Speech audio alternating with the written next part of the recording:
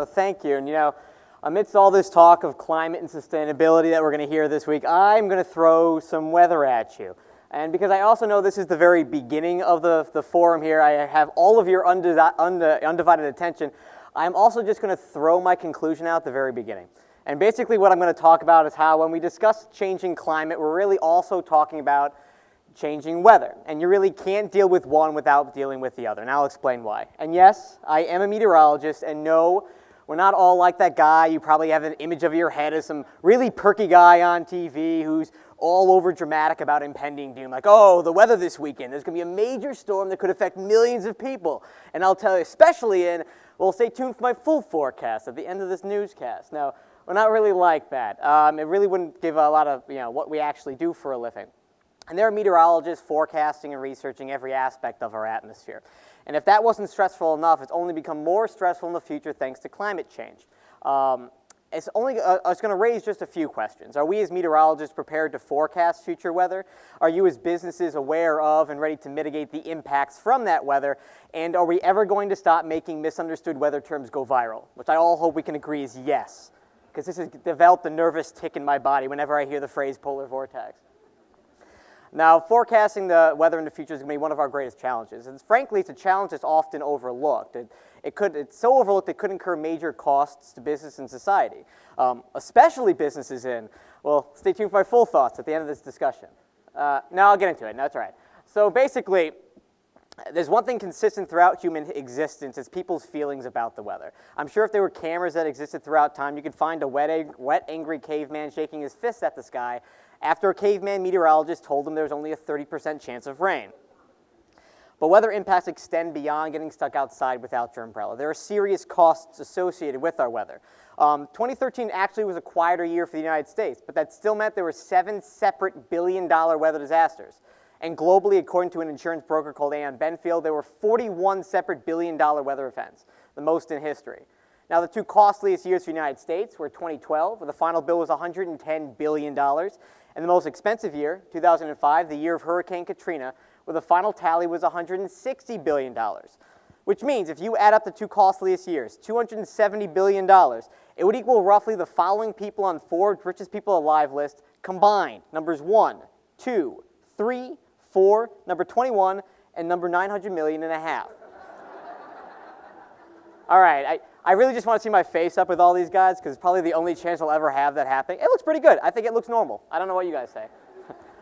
Now, to put $270 billion into more perspective, also would roughly equal 3 million me's. And that's more me than anyone should ever have to deal with.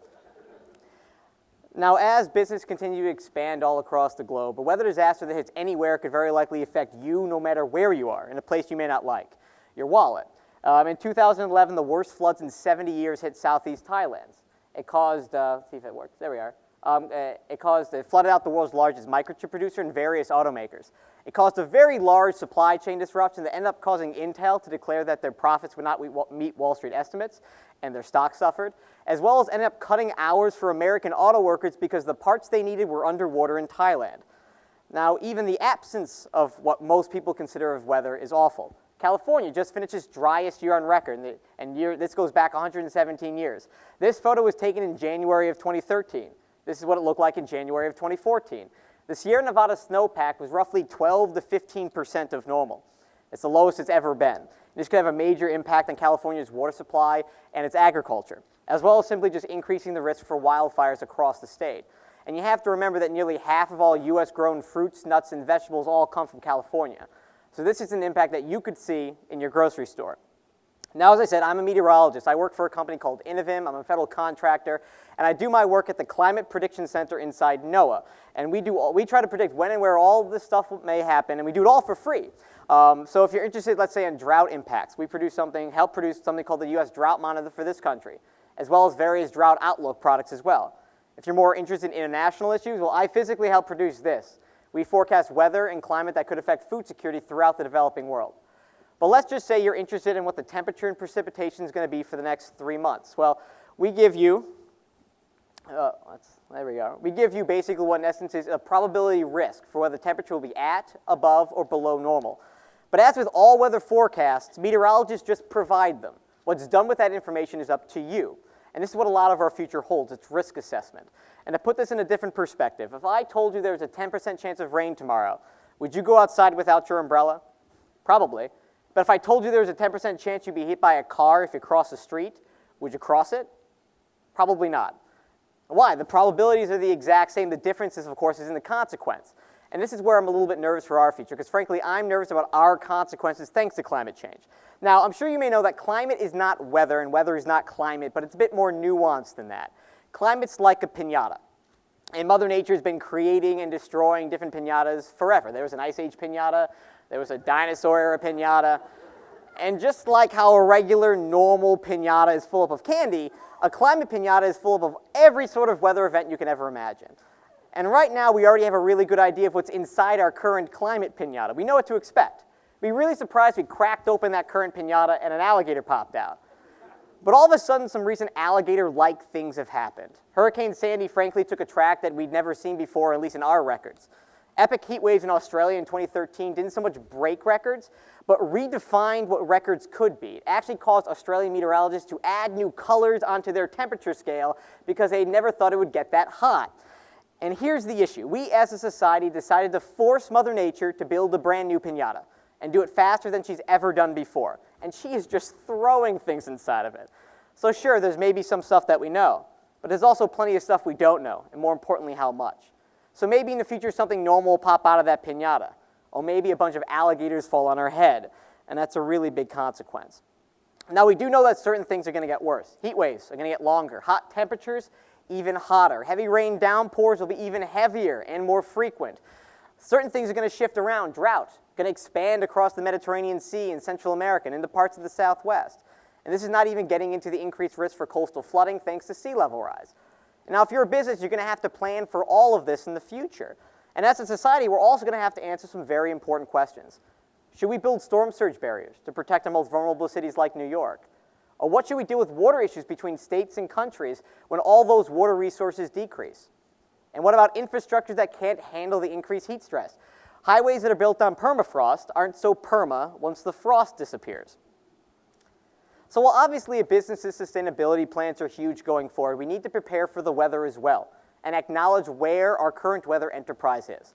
Because for a company and its supply chains to be truly sustainable, it not only needs to prepare for climate change, the worst, but also needs to be able to react when the worst, the weather, is forecast to occur in 48 hours.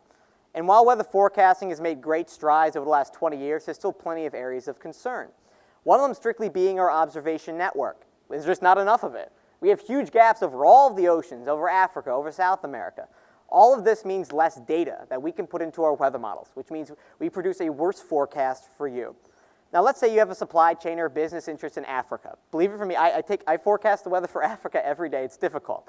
The second largest country on the continent is the Democratic Republic of the Congo. It's the 11th largest country on Earth. If you put it on the map of the United States, it'd be this large, roughly 13 states. There are 5 weather stations in that entire country, and they don't report every day.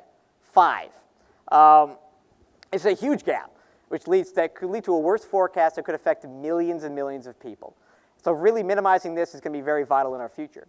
Now, also because I knew I was going to be talking to a business-savvy crowd, I was going to bring up at least one example of how we're trying to deal with this issue. It's called the AMDAR program. Don't ask me what it means. It's an acronym. It involves these 7 companies who fly a lot. They agreed to put sensors onto their planes to give us back data in real time. This is what it looks like across the globe. Each of these lines represents a different plane in flight. This is what it looks like for the United States. It's a really clever way of us getting more information into our weather models so that we can make a better weather forecast for you to make your decisions on. But there needs to be more of this. So in addition to understanding basically our climate risk, we need to again acknowledge where our limitations are with weather forecasting. Because it could mean, because basically what I'm asking you to do is don't forget about the weather. Act like the Breakfast Club here when you're making your long-term plans. Because again, remember, this could mean the difference between another billion-dollar disaster and a narrow case of the worst avoidance of your worst-case scenarios. So in the future, we're going to need better weather forecasts. We're going to need more weather observations. We're going to need faster computers. Because your best-laid climate plans or sustainability plans aren't going to mean much if a bad weather forecast means a bad storm catches you by surprise. So again, that narrow avoidance is going to be very, very important. Because in the end, Mother Nature and meteor and weather doesn't really care about your politics, doesn't care about political borders. It could care less, basically, who started releasing greenhouse gases. It just knows that greenhouse gases are affecting it. And like death and taxes, weather is and forever will be a constant in our life. And we'll always need a good weather forecast. Because who knows when or where Mother Nature might conjure up its next weather disaster. Well, to be frankly honest, I really hope we meteorologists know when the next weather disaster is going to help, and with plenty of time to tell you too. But there's still a lot of work left to be done, and a lot of risk to manage. So I think with that, I'll throw it back to Hank with sports. No? All right. Oh. There you go.